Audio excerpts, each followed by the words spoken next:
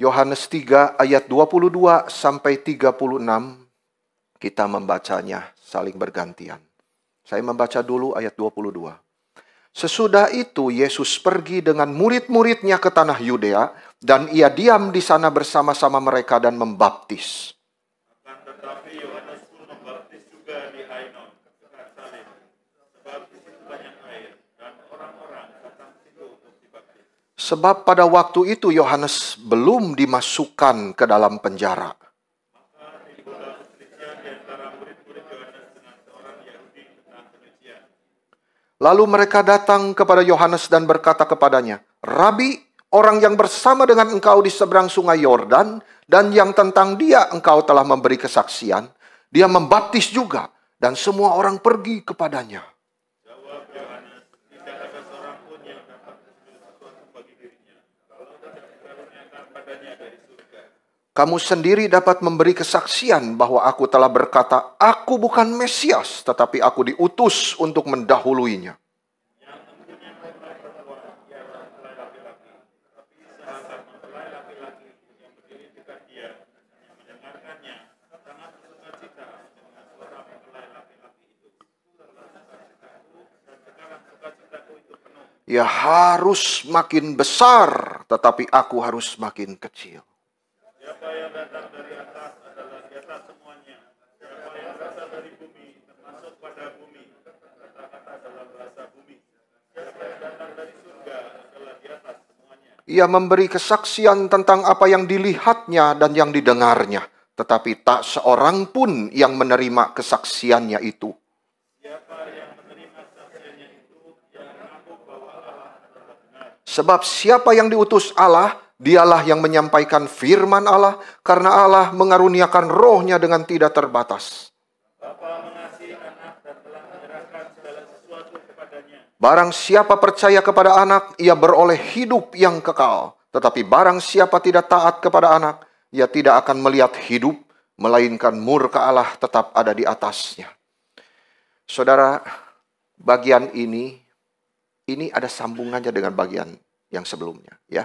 Jadi 2 minggu kemarin, kita sudah merenungkan tentang apa? Saudara masih ingat gak? Percakapan antara Yesus dengan Nikodemus, ya, 2 minggu itu sudah kita bahas. Nah, setelah bicara-bicara itu, saudara, kita ketemu ayat Yohanes 3:16, ya, yang begitu terkenal itu.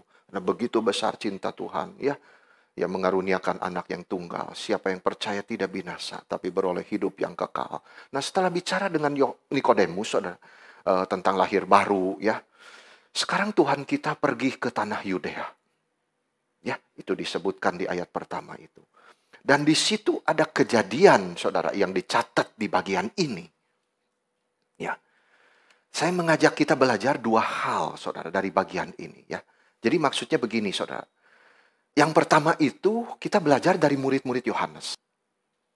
Ya, dan yang kedua, saudara, kita belajar tentunya dari Yohanes Pembaptis. Ya, bagaimana dia sebagai saksi Tuhan, saudara, itu betul-betul konsisten dari awal sampai akhir. Luar biasa, saudara. Ini menjadi teladan bagi kita. Ya, kita mau mengikuti, meniru dia.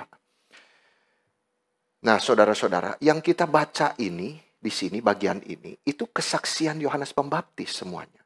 Ya, tulisan itu. Jadi kesaksian Yohanes Pembaptis tentang Tuhan kita, Yesus Kristus. Ya. Nah, itu kesaksian yang terakhir, saudara. Yang dicatat di kitab suci. Sebelum dia mati dipenggal. Ya, ini yang terakhir kalinya saudara baca kalimat-kalimat dia. Jadi kita, saudara, semua tidak tahu sampai kapan kita masih diberi kesempatan oleh Tuhan untuk bersaksi. Ya. Tetapi kita belajar kesaksian Yohanes itu konsisten, saudara. Itu karena satu karakter yang akan kita pelajari hari ini. Ya. Itu rendah hatinya luar biasa, saudara. Dan dia hanya hidup untuk meninggikan Kristus. Itu yang luar biasa, saudara. Kita mau belajar dari dia. Dia sadar siapa dirinya di hadapan Tuhan. Ya, bukan di hadapan orang lain, saudara. Di hadapan Tuhan, dia sadar siapa dirinya. Dan dia tahu siapa Tuhan itu. Ini 2 hal, saudara. Dia tahu menempatkan dirinya di hadapan Tuhan. Konsisten rendah hati dari awal sampai akhir. Banyak orang, saudara, awalnya tidak punya apa-apa, rendah hati. Setelah diberkati, malah jadi sombong. Kita harus belajar dari Yohanes Pembaptis, saudara. Menjadi seorang pelayan Tuhan yang konsisten. Tetap rendah hati sepanjang usianya. Saya mengajak kita, saudara, merenungkan 3 hal sebagai seorang saksi Tuhan. Ya, yang pertama dari reaksi murid-murid, saudara. 2 hal lagi nanti dari Yohanes Pembaptis, ya. Mari kita merenungkan, saudara. Apa yang hal pertama kita belajari, saudara? Kita itu harus bersukacita melihat kesuksesan orang lain. Itu, saudara. Itu yang diajarin oleh firman Tuhan hari ini. Sesudah itu Yesus pergi dengan muridnya ke tanah Yudea, ya. Dan ia diam di sana bersama mereka dan membaptis. Akan tetapi Yohanes pun membaptis juga, ya, kita baca tadi di Ainon dekat Salim, sebab di situ banyak air dan orang-orang datang ke situ untuk dibaptis. Jadi yang kita aneh itu bukan Yohanes Pembaptis yang bereaksi, saudara. Bukan Yesus yang bereaksi, tapi justru murid-muridnya ini. Ya, wah, mereka bereaksi, saudara. Sehingga apa dicatat, saudara? Timbullah perselisihan, ya, di antara murid-murid itu. Murid-murid Yohanes, ya, ini. Dan seorang Yahudi tentang penyucian. Kenapa mereka berselisih sih, saudara, sebetulnya? Ini yang mau kita renungkan. Di sini kita melihat bahwa murid-murid Yohanes Pembaptis itu mulai membandingkan, saudara. Nah ini, natur manusia berdosa itu, saudara. Membanding-bandingkan, ya. Dan mereka merasa tersinggung hatinya, saudara. Kenapa tersinggungnya, saudara? Karena mereka melihat pelayanan Yesus lebih banyak menarik perhatian orang daripada pelayanan guru mereka sendiri. Nah itu, saudara. Langsung tidak enak hatinya. Maka murid-murid Yohanes Pembaptis berkata begini kepada gurunya. Rabi, itu orang yang bersama kamu itu di seberang sungai Yordan tuh. Yang kepadanya kamu itu bersaksi. Lihat, sekarang dia membaptis juga. Dan bukan hanya itu, semua orang datang kepada dia. Waduh. Saudara, kalau kita jadi Yohanes Pembaptis, reaksi kita apa, saudara? Mungkin kita termakan kalimat dia. Waduh, saudara. Saya merasa tersaingi sekarang. Tetapi Yohanes Pembaptis itu tenang aja, saudara. Santai aja. Itu orang rohani tinggi itu luar biasa, saudara. Dia tidak termakan provokasi begitu. Ya, dia tenang, saudara. Dia malah memuji orang itu. Nah, itu, saudara. Dia malah memuji karena memang pekerjaannya benar, saudara, ya. Kita tidak masuk ke situ. Tapi kita melihat reaksi murid-muridnya ini, saudara. Reaksi murid Yohanes. Kenapa mereka bisa berkata orang yang kamu saksikan itu, ya sekarang harusnya dia lebih rendah dong, gitu loh. Kenapa sekarang malah membaptis juga, pengen nyamain kamu, gitu loh. Dan semua orang datang kepadamu tuh, ayo berbuatlah sesuatu, gitu tuh, saudara. Saudara, kenapa sih murid-murid itu kok bisa begitu hatinya itu sempit seperti itu, saudara? Karena murid-murid Yohanes Pembaptis itu tidak rela kalau orang lain lebih sukses. Itu, saudara. Jadi ketika mereka membandingkan dirinya dengan orang lain, muncullah reaksi negatif ini. Saudara, ini yang dikasih tahu kita oleh firman Tuhan. Ya, sesuatu yang jangan sampai terjadi, saudara, di antara orang-orang anak-anak Tuhan itu. Nah, saudara, membanding-banding itu ya dengan orang lain, saudara. Nah, mengenai kalimat ini, saudara, Calvin itu apa, saudara, bicara itu? Intinya apa? Penyangkalan diri sebetulnya, saudara. Ya. Jadi, dia bilang begini, saudara, soal membanding-banding itu. Si Calvin ini. Kecenderungan kita itu selalu menganggap diri kita itu, saudara, layak untuk meninggikan diri. Ya. Dan memandang rendah orang lain, saudara, dibanding dengan kita. Nah, itu kecenderungan. Kalau Tuhan memberi kita talenta, saudara, yang dapat dibanggakan, maka kita menjadi sombong, saudara. Tetapi kejahatan-kejahatan yang memenuhi diri kita, dengan hati-hati kita sembunyikan dari orang lain. Kalau Tuhan memberi talenta lebih besar kepada orang lain, saudara-saudara, kita tutupi. Sebaliknya kalau ada kesalahan di dalam diri orang lain, kita besar-besarkan. Ini, saudara. Saya waktu baca kalimat ini dari Calvin, saudara, aduh Tuhan, tolonglah saya. Sehingga saya boleh menjadi orang lebih suci, lebih takut kepada Tuhan. Saya hanya mau membanding diri saya di hadapan Tuhan saja. Karena semua anugerah itu diberikan Tuhan itu, saudara, berdasarkan kedaulatan Dia. Kita tidak boleh membandingkan dengan orang lain lebih besarkah anugerahnya lalu menjadi iri. Saya lebih kecil anugerah lalu menjadi minder. Tidak, saudara. Kita itu tanggung jawab kepada Dia, kepada Tuhan yang beranugerah kepada siapa Dia mau beri anugerah. Yang kasihan kepada siapa Dia mau berikan kasihan. Kita bertanggung jawab kepada Dia. Saudara, jangan suka membanding-banding diri dengan orang lain, saudara. Membanding-banding orang lain dengan orang lain. Tidak usah, saudara. Bandingkan dirimu dengan Yesus. Itu sudah berhenti semua polemik, saudara. Tidak ada provokasi itu.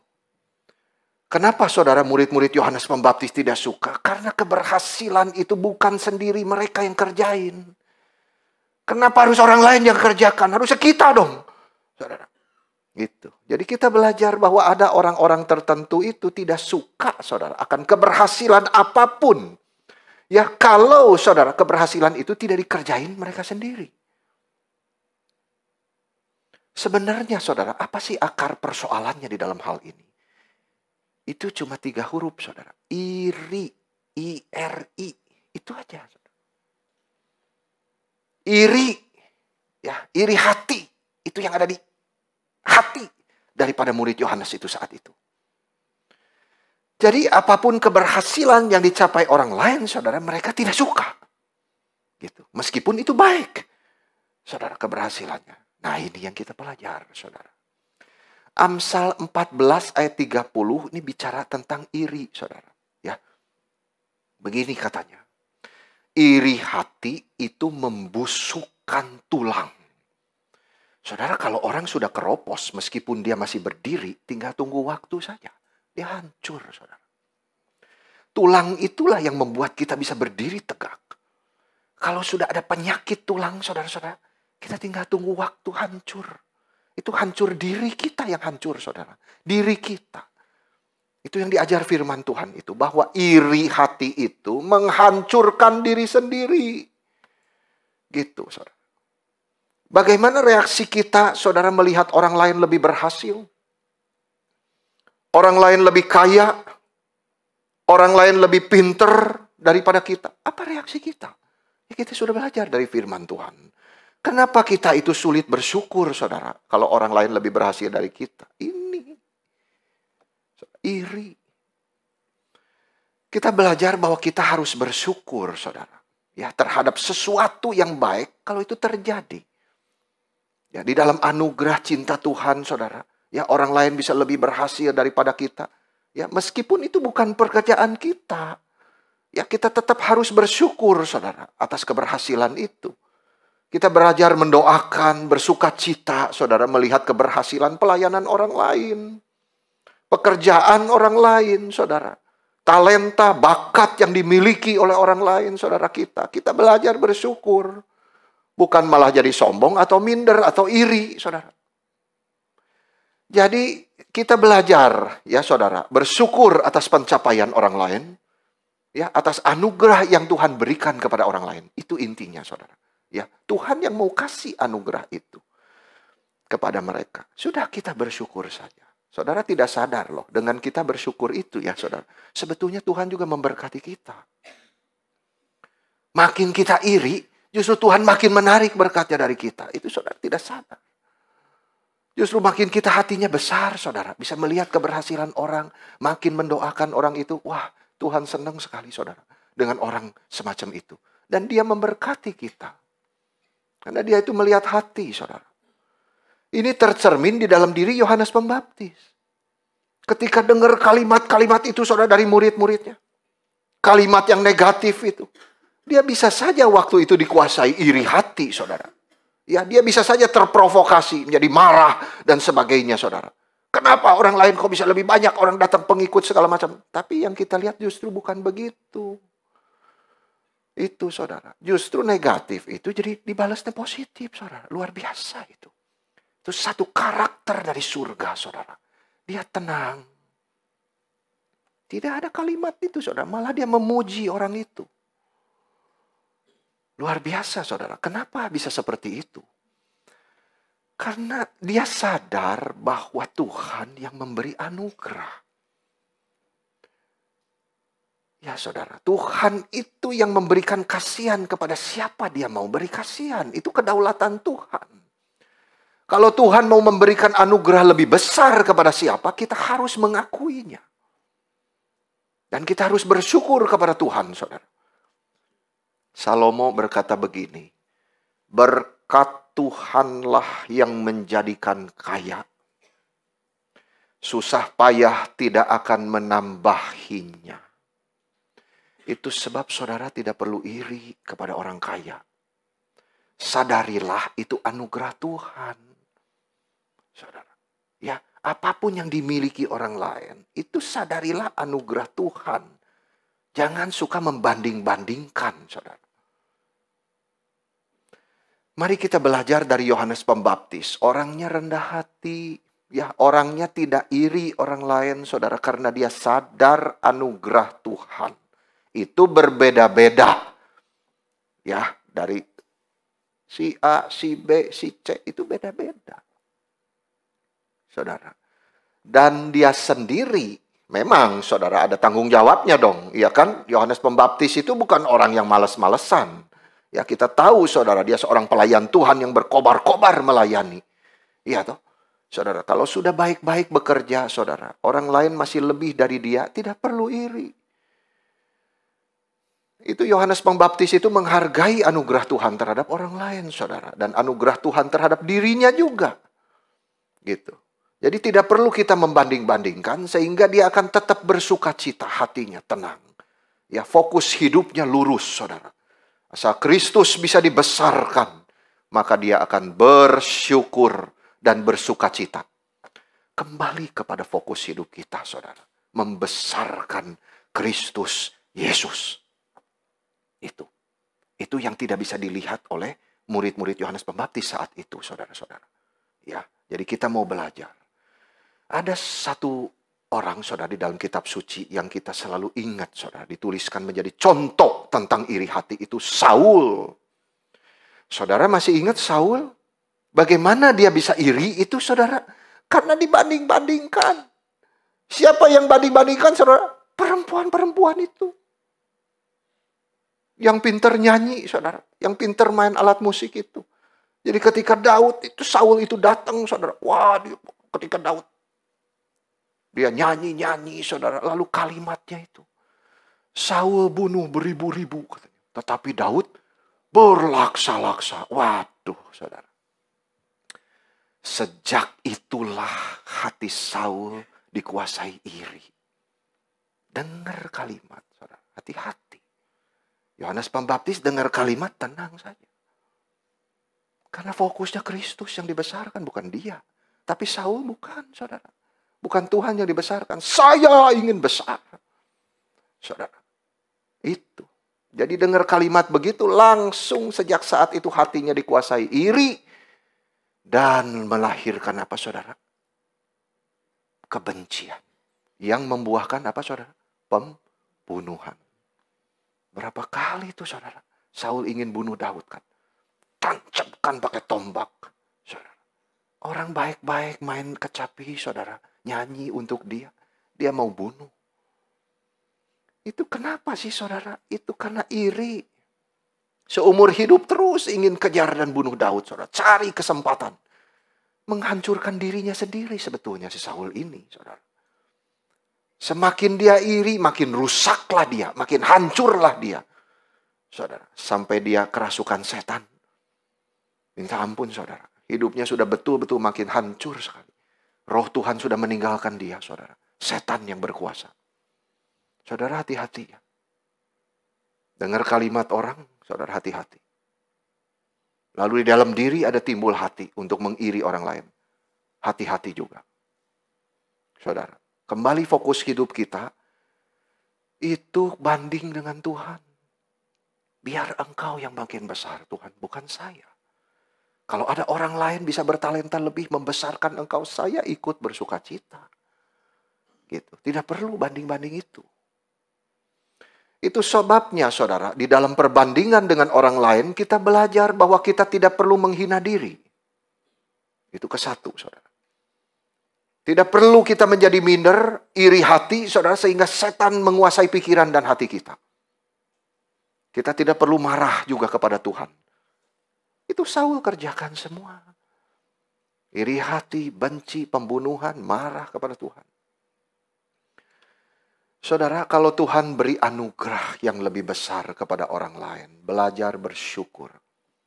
Ya, ada dua hal kita belajar. Yang pertama itu, kita selalu melihat Tuhan yang di atas. Ya, kalau Tuhan kasih anugerah lebih besar kepada orang lain, belajar bersyukur, memuji Tuhan. Saudara, ikut bersukacita sama Dia.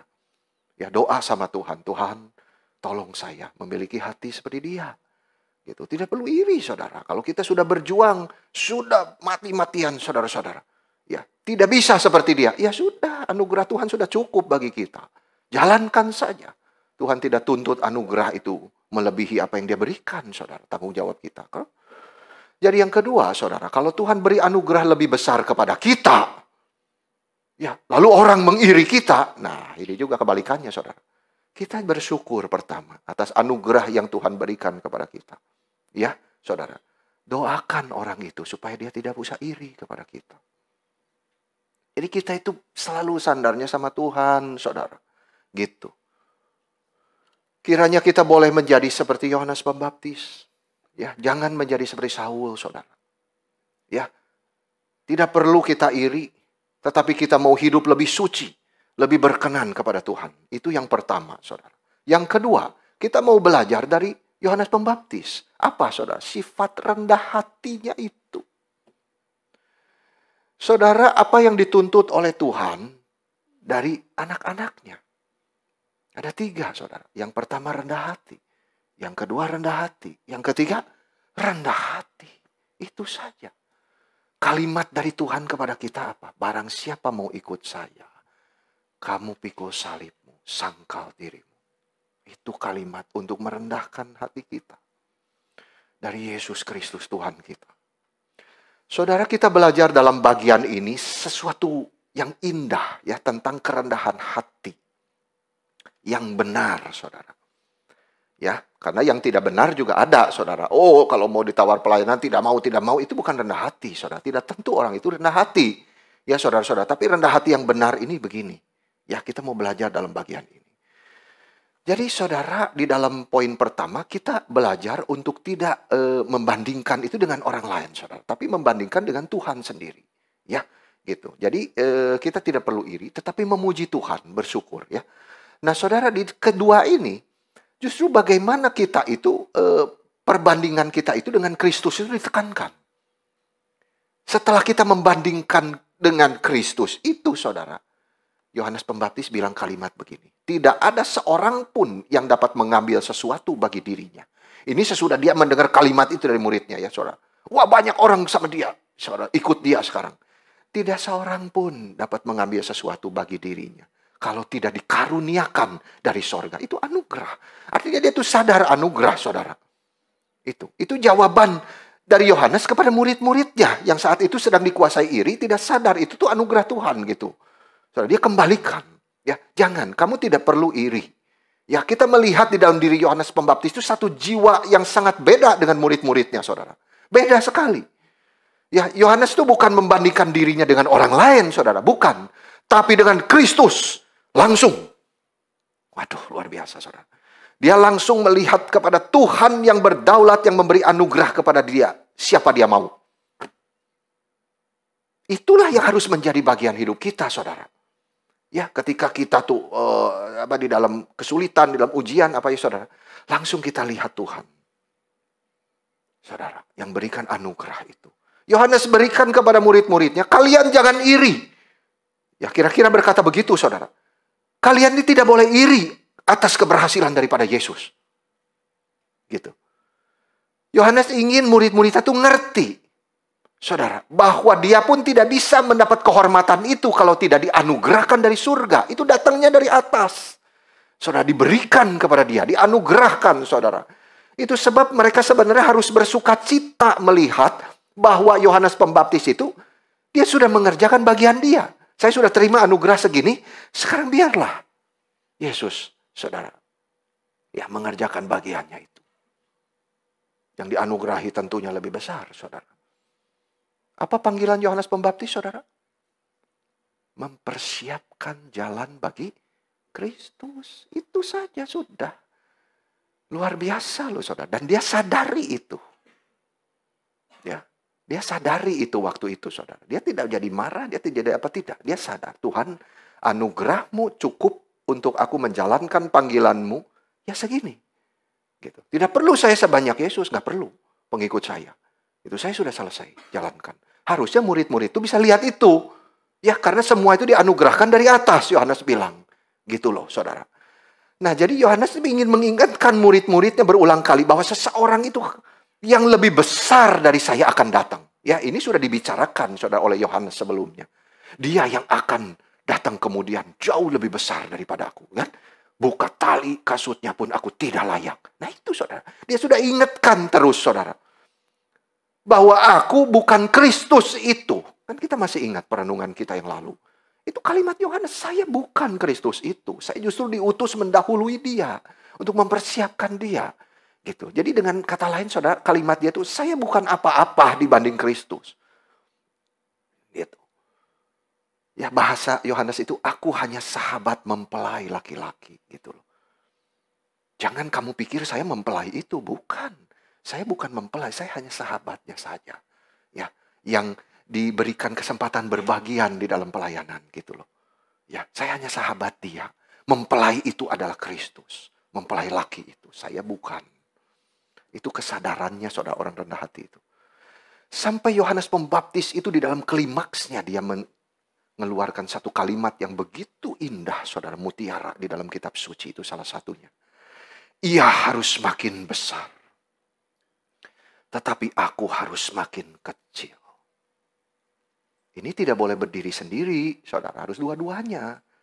Ya, kan Yohanes Pembaptis itu membandingkan dengan Kristus, ya. Harus dua-duanya keluar nih, saudara. Ya, Kristus bagaimana, saya bagaimana. Jadi dua-duanya dia sadar gitu. Ya. Nah, jadi waktu itu, saudara, itu panggilan hidup saya membesarkan Kristus. Ya, dia sampai ngomong begitu sama murid-muridnya. Dia yang harus makin besar, saya makin kecil. Jadi kalian tahu tidak, sebenarnya kalian tuh harus bersyukur. Karena saya sudah mengerjakan semua tugas panggilan saya dengan setia. Ya, aku bukan Kristus itu, dia yang Kristus itu, dia yang seharusnya gitu. Jadi bukan soal pelayanannya lebih berhasil dari saya, banyak yang datang kepada dia, itu sama sekali tidak mengganggu Yohanes Pembaptis. Saudara. Tetapi Yohanes dengan sungguh-sungguh menegaskan bahwa memang itulah yang seharusnya. Sebanyak mungkin orang harus datang kepada dia. Dialah Kristus itu. Saudara, dia harus makin besar. Saudara, itu artinya panggilan saya itu sukses kalau dia justru makin besar. Saudara, terapkan masing-masing di dalam aspek hidup saudara, apapun itu. Kesuksesan saudara itu bukan diukur dari uang, bukan, saudara. Bukan diukur dari pengetahuanmu berapa banyak, bukan. Diukur dari berapa besar Kristus sudah dibesarkan melalui saudara. Itu ukurannya. Saudara. Jadi, saudara, panggilan saya sudah sukses jikalau Kristus Yesus sudah makin besar melalui apa yang saya perbuat, apa yang saya katakan, apa yang saya imani ini. Karena dengan itulah Kristus menjadi lebih besar dan lebih besar, saudara. Melalui panggilan saya itu. Dan bukan hanya itu, tapi satu keinginan hatinya itu. Yaitu dia melihat dirinya, saudara. Dan dia melihat dirinya harusnya menjadi semakin tidak penting. Itu dia. Sampai hilang, saudara. Aduh, ini luar biasa loh, saudara. Jadi kita tuh bukan, oh ya, memuliakan Tuhan. Iya, kamu dengan kesombonganmu memuliakan Tuhan. Bukan, saudara. Yang diajar di sini bukan begitu. Membesarkan Kristus, kecilkan dirimu. Itu, saudara. Seperti bintang itu katanya, saudara. Ya. Yang terhalang oleh matahari yang terbit. Dia benar-benar hilang, saudara. Saya tertarik meneliti kalimat yang agung dari Yohanes Pembaptis ini. Ya, Kristus harus makin besar, saya harus makin kecil, saudara. Ini menjadi motivasi di dalam kita hidup di dunia ini, saudara. Ya, karena hidup kita itu basisnya adalah pelayanan kepada Dia, Raja di atas segala raja. Itu sebabnya, saudara, motivasi kita hidup di dalam dunia harus selalu mengintrospeksi diri, berjaga-jaga, mengingat nasihat firman Tuhan ini. Ia harus makin besar, tapi aku harus makin kecil. Artinya, saudara, saya memang bukan Kristus. Saya hanyalah hambanya saja. Saudara, dengan kalimat yang lebih tepat, saya hanya budak Dia. Saya tidak boleh lebih tinggi dari Tuhan saya. Saya harus lebih rendah dari Dia. Tugas saya itu hanya kenalkan Dia. Itu, saudara. Jadi di sini kita belajar bagaimana hidup kita sebagai saksi Tuhan. Apapun pekerjaan saudara, saudara tidak bisa lepas dari saksi Injil di tengah dunia ini. Kita menjalankan tugas panggilan kita, saudara. Intinya diajarkan di sini. Ya. Intinya dari kalimat Tuhan itu, barang siapa mau jadi ikut aku, menjadi muridku, dia harus pikul salib, sangkal diri. Nah ini, saudara. Pikul salib, sangkal diri itu. Kristus harus makin besar, saya harus makin kecil. Itu. Membesarkan Kristus dan diri makin berkurang dan berkurang. Jadi perbandingannya sekali lagi bukan dengan orang lain, saudara. Jangan terprovokasi kalimat-kalimat yang membandingkan diri kita dengan orang lain. Tidak usah. Bandingkan dengan Kristus. Itu Yohanes Pembaptis, saudara. Kalau ingin diri kita mengecil, saudara, berkurang sampai hilang, satu syaratnya, besarkan Kristus. Jadi ini tidak bisa lepas dua ini. Jadi satu paket gitu, saudara. Jangan dilepas sendiri. Jadi ketika kita melayani Tuhan, motivasi kita harus seperti Yohanes Pembaptis. Rendah hati. Hanya orang rendah hati bisa membesarkan Kristus dan mengecilkan dirinya.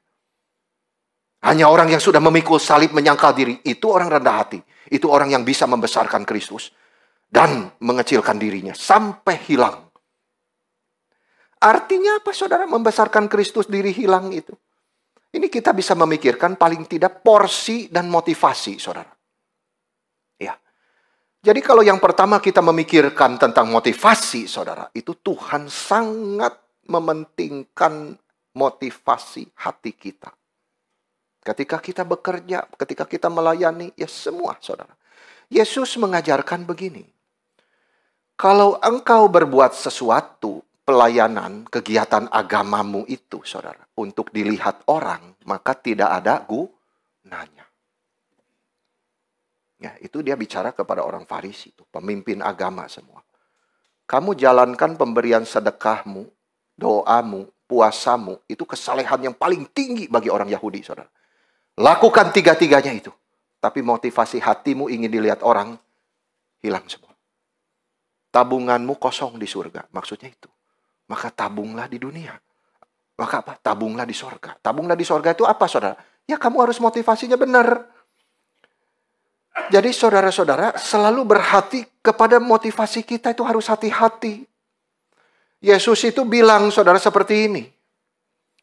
Kamu memberi dengan tangan kanan, jangan sampai tangan kiri tahu. Bayangkan loh, saudara. Bukan saja orang lain tahu, tangan kirimu yang adalah bagian anggota tubuhmu jangan tahu. Maksudnya jangan kamu membesarkan dirimu dengan tangan kirimu. Oh, lihat nih, tangan kanan saya sudah kasih. Gitu. No. Simpan tangan kirimu itu. Saudara-saudara, masukkan ke kantongmu itu. Jangan seolah-olah setelah berbuat baik tuh, wah langsung saudara tiup trompet dengan tangan kiri. No, no, no, no. Saudara, Tuhan tidak suka itu. Saudara, Tuhan mengajarkan kamu doa, masuk kamar, tutup pintu. Itu motivasimu benar. Saudara-saudara. Ini kita tidak membahas tentang ini ya, saudara. Sebetulnya banyak hal kita bisa gali tentang itu. Ya, tetapi itu bukan arti saudara tidak datang ke persekutuan doa. Ya, saudara-saudara. Tetapi motivasi hatinya. Saudara doa di depan orang dengan doa sendiri itu sama atau beda? Saudara, ini semua Tuhan tidak bisa ditipu, saudara. Kamu kalau puasa, tiga-tiganya ya. Dari tadi memberi, jangan tangan kiri tahu. Dari sekarang doa, masuk kamarmu. Dari sekarang puasa, cuci mukamu. Jangan kasih tahu orang, kamu tuh murem, oh sudah puasa seminggu ini. Buat apa Tuhan bilang? Kamu itu gembar-gembor kebaikanmu itu. Tidak ada gunanya itu. Ini 3 nasihat saudara dari Tuhan kita supaya kita terhindar dari bahaya kemunafikan. Ya saudara, di dalam beribadah kepada Tuhan. Hati kita, itu yang Tuhan lihat. Yang tercermin keluar, saudara, di dalam kehidupan kita. Jadi saudara, itu artinya saudara begini. Ya, jangan sampai kita itu saudara, kalau memang mau berdoa, jangan sampai, oh ini ada orang. Tuhan bilang jangan sampai dilihat orang, maka dia tidak berdoa, saudara. Ya, kalau mau kasih sesuatu, saudara kasih, oh ini ada orang lihat, jangan kasih. Bukan sebegitu, saudara. Bukan. Tapi kalau mau kasih, jangan tunggu ada orang dulu baru saudara kasih. Ngerti? Kalau mau doa, jangan tunggu dilihat orang dulu baru doa. Kalimatnya bagus-bagus, tidak ada gunanya. Semua kebaikan itu nihil, saudara. Itu yang pertama. Jaga motivasi kita menjalankan panggilan kita masing-masing. Yang kedua, saudara. Jikalau kita ada kesempatan bersaksi kepada orang lain, ingat porsi. Ya, tadi motivasi, sekarang porsinya, saudara. Itu yang kelihatan di luar, saudara. Kita itu bagaimana orangnya, hatinya, saudara. Besarkan Kristus atau besarkan diri. Itu kelihatan dari porsinya. Misalkan, saudara, salah satu contoh. Ketika kita bicara Injil kepada orang lain. Apakah kita itu lebih banyak bicara tentang diri kita atau lebih banyak bicara tentang Kristus yang mati buat dia? Pengetahuan kita, saudara, diumbar-ambir. Apa itu? Nggak usah, saudara. Bukan tidak boleh bersaksi tentang diri, saudara. Pengalaman hidup bersama Yesus. Itu di dalam surat Paulus ada, saudara, kepada jemaat di Korintus. Tapi tidak kepada semua jemaat Paulus begitu. Kita harus bijaksana, saudara. Bicara itu kepada siapa? Itu Paulus menyaksikan pribadi dia, saudara. Ya, bagaimana dia diangkat ke tingkat ketiga. Wah, itu kemuliaan besar, saudara. Iya toh. Tetapi ingat, saudara, itu tujuannya supaya Kristus dibesarkan, bukan dia. Saudara, karena kita melihat dari tulisan dia semua, itu 95% saudara tentang Kristus Yesus semua. Tentang dirinya hanya paling juga 2%, saudara, 3% saja. Kecil sekali porsinya itu. Selalu Kristus yang dibicarakan itu. Seringkali kita tuh saudara punya semangat bersaksi. Itu tujuan awalnya memang ingin bersaksi, Tuhan besarkan Tuhan, saudara. Tapi kadang-kadang tergoda ikut nebeng di situ. Saya juga ingin dong kebagian tenarnya, ya kan? Wah, saya banyak pengetahuan begini begitu. Saudara, hati-hati. Cinta kasih Tuhan yang saudara kabarkan itu bukan pengetahuanmu. Cinta Tuhan yang sudah mati mengalirkan darahnya itu. Itu bukan kita, saudara. Itu Tuhan. Yang kerja itu Tuhan, bukan kita. Kita hanya diantar Tuhan kepada siapa yang dia pilih. Lalu kita saksikan Kristus. Cinta kamu. Dia mati untuk kamu. Saudara-saudara. Itu yang membukakan hati. Ini menyentuh hati Tuhan itu. Untuk membuka hati orang itu. Karena Roh Kudus hanya bekerja dari firman, saudara. Bukan dari kesaksian kita. Nah, saudara-saudara, sekali lagi, bukan salah bersaksi, ya, pribadi. Itu betul, saudara. Itu ada tempatnya sendiri. Tapi ingat, jangan sampai kita itu dimakan, saudara. Ya, tergiur, ya, sehingga membesarkan diri kita. Itu salah, ya. Saudara, jangan salah terima kalimat saya. Jadi akhirnya, saudara, kalau kita itu tergelimang dengan kalimat-kalimat membesarkan diri, jadi orang lain itu akhirnya melihat kita. Gitu, wah pintar sekali orang ini. Gitu, saudara. Dan kita sudah puas menikmati itu. Ya, itu kita harus berhati-hati terhadap hal itu. Itu bukan kesaksian yang sesungguhnya.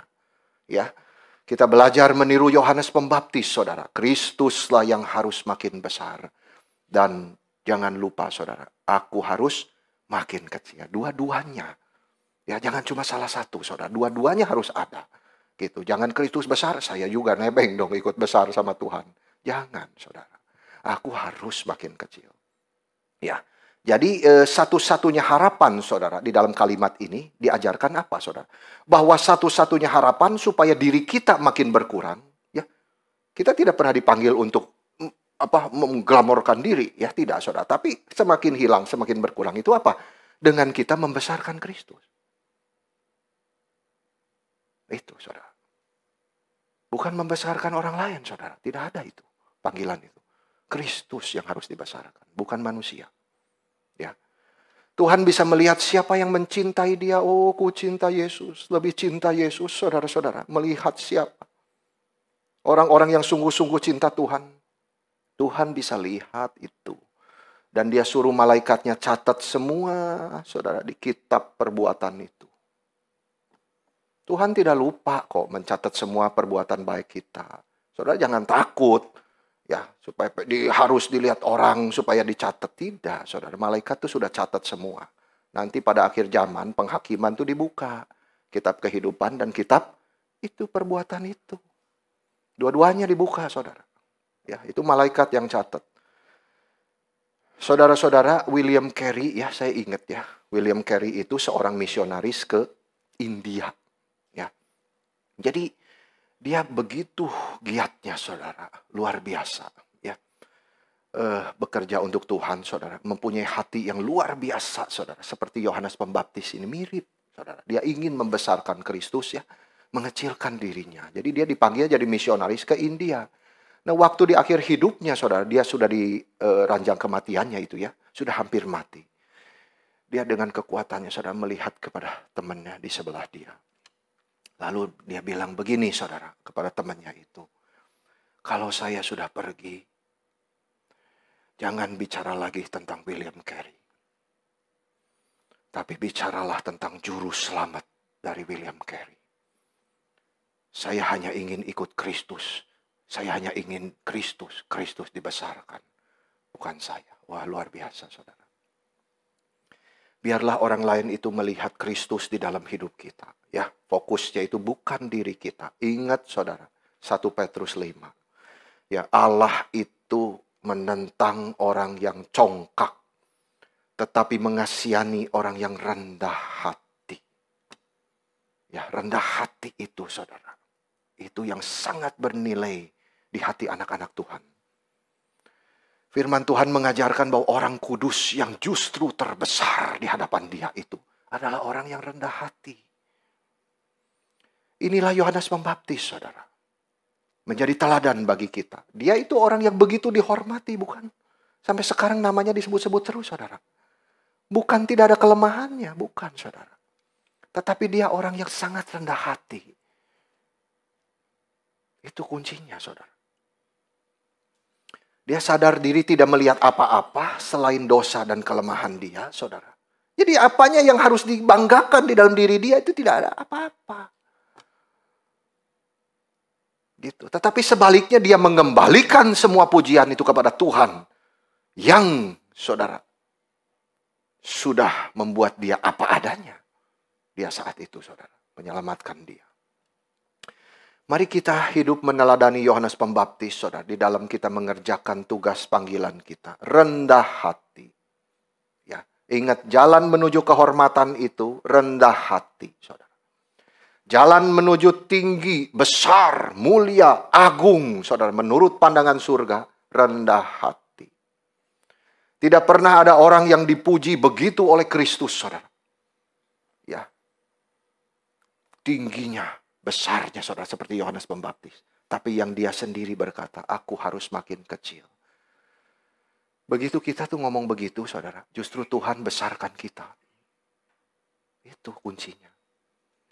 Saudara, mari kita meniru Yohanes Pembaptis yang sudah meniru Kristus. Tidak ada apapun di dalam diri kita yang bisa kita banggakan, itu gak ada saudara. Ya selain anugerah Tuhan. Ya itu saja. Kiranya Tuhan menolong kita menyangkal diri. Belajar rendah hati. Yang terakhir saudara, poin ketiga. Kristus itulah yang memang layak menerima semua pujian, hormat, dan kemuliaan. Di sini dituliskan apa saudara? Di kalimat terakhir ya, saya bacakan untuk saudara. Allah mengaruniakan rohnya dengan tidak terbatas. Bapa mengasihi anak dan telah menyerahkan segala sesuatu kepada dia. Barang siapa percaya kepada anak, ia beroleh hidup yang kekal.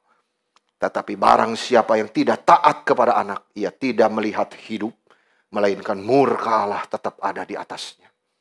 Saudara, Yohanes itu mengajarkan kepada murid-muridnya bahwa Yesus yang sudah makin populer saat itu, makin terkenal, saudara, memang layaklah dia, gitu. Ya, saudara, jangan kamu berusaha untuk membuat saya iri hati, tidak usah. Ya, memang dia layak seperti itu. Yang dia kerjakan benar, saudara-saudara semua, ya, misi dari Bapaknya semua. Saudara, mereka harus belajar, ya, murid-muridnya itu, untuk tidak usah iri. Yesus memang memiliki martabat dan kehormatan, saudara, untuk diberikan kepada dia. Dia layak menerima itu, saudara. Ya, pujian, hormat, dan kemuliaan itu. Jadi Yohanes Pembaptis menjelaskan kepada murid-muridnya itu tentang kemuliaan Kristus. Kepada Kristus, katanya, Allah telah mengaruniakan rohnya dengan tidak terbatas. Betapa mulianya dia. Lihatlah dia, saudara-saudara. Kristus yang Bapa kasihi. Itu semua kemuliaan Kristus. Dan kepada Kristus segala sesuatu telah diserahkan, saudara. Itu artinya dia menjadi penguasa. Baik di bumi, di sorga, saudara. Semua pemerintahan ada di bawah tangannya. Barang siapa percaya kepada Kristus, mendapat hidup yang kekal. Saudara, kalimat-kalimat ini semua keluar dari mulut Yohanes Pembaptis itu. Dia memberikan kehormatan, pujian, mulianya tinggi kepada Kristus. Memang dia yang layak. Gitu. Saudara, ini Yohanes Pembaptis itu sebetulnya sudah membantu kita, ya, untuk bisa mengerti apa yang dilihat Rasul Yohanes, saudara, di surga nanti. Coba, saudara, kalimat ini ya harap bisa membangunkan kesadaran kita, jiwa kita. Saya bacakan, saudara. Wahyu 5. Yohanes melihat nanti kita di surga bersama malaikat itu bagaimana, saudara, kepada Kristus itu. Waktu itu Rasul Yohanes, saudara, melihat pemandangan di surga yang begitu mulia dan agung tentang Kristus itu. Dia menuliskan begini. Maka aku melihat dan mendengar suara banyak malaikat sekeliling tahta. Makhluk-makhluk dan tua-tua itu. Itu artinya para malaikat dan kita semua. Orang yang sudah diselamatkan, saudara. Jumlah mereka berlaksa-laksa dan beribu-ribu laksa, tidak terhitung. Katanya dengan suara nyaring, Anak domba yang telah disembelih itu layak menerima kuasa dan kekayaan dan hikmat dan kemuliaan dan hormat dan puji-pujian. Dan aku mendengar semua makhluk yang di sorga dan yang di bumi dan yang di bawah bumi dan yang di laut dan semua yang di dalamnya berkata, bagi dia yang duduk di atas tahta dan bagi anak domba adalah puji-pujian dan hormat dan kemuliaan dan kuasa sampai selama-lamanya. Lalu apa yang terjadi, saudara, setelah itu? Keempat makhluk itu yang mewakili malaikat semua dan semua kita orang percaya berkata amin, amin, amin. Dan tua-tua itu jatuh tersungkur dan menyembah. Adakah pemandangan itu, saudara, menggetarkan hati kita? Bahwa semua pujian, hormat, kemuliaan itu memang selayaknya kita berikan kepada Yesus Kristus. Saudara-saudara. Dia yang sudah mati mengalirkan darahnya itu. Menebus kita. Sekarang duduk di atas tahta. Menerima segala puji sembah kita. Itu satu pemandangan yang begitu mengagumkan, saudara. Penuh hormat, penuh kemuliaan. Marilah kita sadar akan kemuliaan anak domba itu, saudara. Dia Yesus Kristus, Tuhan kita. Dan dia adalah yang disaksikan oleh Yohanes Pembaptis, saudara. Biarlah dia makin besar, saya makin kecil. Seluruh orang yang sudah dibasuh oleh darah Kristus itu hadir, saudara, waktu itu di surga itu. Mereka semua nyanyi lagu pujian, katanya, yang begitu indahnya, saudara. Itu lagu pujian itu mungkin ditulis malaikat, saudara. Yang paling pintar bikin lagu. Ya, tulis, saudara. Lalu dinyanyikan oleh para malaikat dan orang-orang kudus. Semua menyanyikan lagu itu. Semuanya difokuskan, saudara, hanya kepada satu oknum. Anak domba yang penuh kuasa, kemuliaan dan hormat itu. Saudara, Kristus memang layak menerima puji sembah kita. Biarlah diri kita makin kecil, saudara. Dia makin besar. Sampai kita mati masuk kuburan, saudara. Peganglah kalimat ini. Besarkan Kristus biar kita makin hilang. Sungguh-sungguh pegang iman kepada Tuhan. Saudara, kita tidak takut bahaya apapun, kematian apapun, karena hidup kita sudah membesarkan Dia. Saudara, kita tidak ada hati nurani menuduh kita. Saudara, marilah kita punya penglihatan yang sama, saudara, tentang anak domba itu. Seperti yang dilihat Rasul Yohanes, seperti yang dilihat oleh Yohanes Pembaptis. Saudara, kita lebih sungguh mau melayani Dia selama di bumi ini. Tidak ada istilah, saudara, yang terlalu banyak saya korban untuk Tuhan, terlalu besar cinta saya untuk Tuhan. Tidak ada, saudara. Kristus itu memang layak menerima segala pujian kita, hormat kita, kemuliaan kita. Itu sebabnya, saudara, kita yang masih hanya tamu di dunia ini, simpen kalimat ini. Biarlah di hati kita itu, saudara, ya, ada kalimat Yohanes itu. Biar Yesus Kristus yang dibesarkan, saya makin kecil. Kristus sekarang sudah di surga, saudara. Ya, Dia tidak kita lihat lagi di dunia ini. Tapi kalimat itu kita simpan di hati kita yang masih ada di dunia.